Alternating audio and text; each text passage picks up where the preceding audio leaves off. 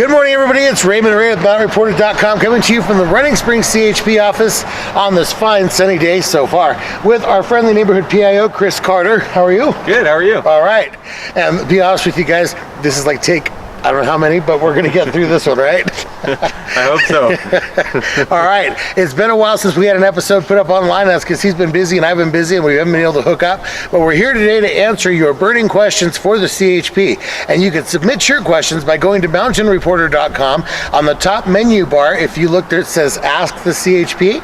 Click on that and there's a box. You fill it in and then watch future episodes to see if your question was one to be picked to be answered by Chris Carter. And for this week, we have two questions. The first one was submitted by RF. And RF writes, is it possible to get speed bumps put on Live Oak? People drive way too fast on that street. I haven't even lived here a year and can't believe how fast they drive. Yeah, that is, a lot of people do drive fast on Live Oak. A lot of people use it as a shortcut to get from the 330 to the 18 without having to go through the actual town of Running Springs. And as a mountain resident myself, I use it a lot as well, and I agree, a lot of people do drive faster than they should. The speed limit on Live Oak is 25. As far as speed bumps though, that's more of an engineering issue, and that would have to be taken up with county roads in the case of Live Oak. They're the ones that deal with any of the speed limits, any stop signs, any traffic control devices. And the same thing on state highways, you would contact Caltrans to see if a stop sign would be applicable or if any other traffic control device would be applicable for a certain area.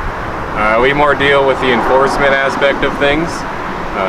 So if there is a specific area that you feel people are driving unsafe or too fast, you can always just call our office and make a traffic complaint, and we'll try to send more officers out to that specific problem area.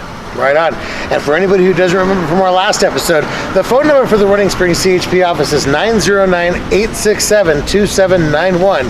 And that's your fastest way to get your reports put in, to give them the areas that you feel like you need some more enforcement on the mountain. And for our second question for this week comes from Andrew McCreary. Andrew writes, hello. I have seen online that some stop signs do not actually require you by law to come to a stop, unless there are clear markings on the roadway as well as specific symbols on the back of the stop sign giving them legal status. So yeah, all stop signs, they're all considered regulatory signs. They should all be the same size, and they're red obviously with the white letters stop inside of the sign. They all should be the same size. That's kind of up to county roads and Caltrans, whoever installs the signs. But you are required to stop at all the stop signs. The only issue you kind of run into, a gray area, is on private property. Say for example in Lake Arrowhead Village, the stop signs in there, they're on private property. So unless we have an agreement with the Lake Arrowhead Village to enforce the vehicle code on private property, the stop signs, you should still stop obviously. They're there for a reason, they're there for safety. And whatever stop sign, whether it's on private property or on state highway, county road, should always come to a complete stop. There's no time requirement of how long you actually have to stop. So as long as you come to a complete stop and you proceed when it's safe, that's all that's required by law. Another part of the question that I read also is, if you're at like a four-way intersection, I think they use an example at 173 and 189. Oh, that's right. And so if all the cars were to come at the same exact time, who has the right of way? So according to the driver's handbook, it's the driver to the right. So if you look to your right, if you all get there at the same time, the driver to the right technically has the right of way.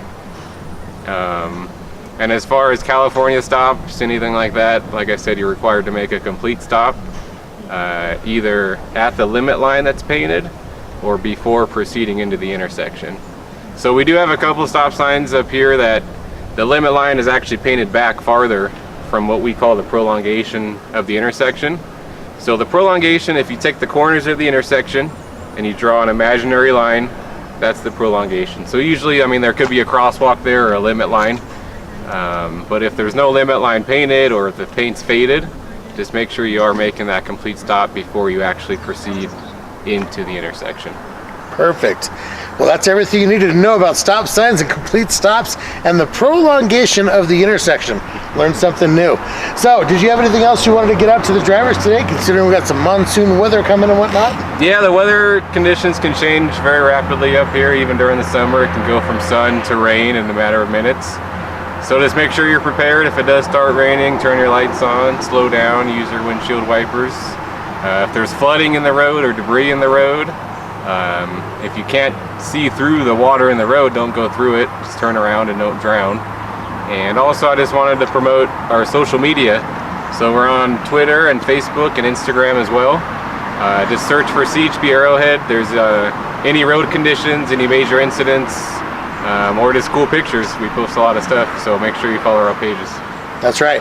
And what I'll do is, if you look up in the comments or in the header of this video on the Facebook page, I will make sure to tag their social media to make sure it's easy for you to find.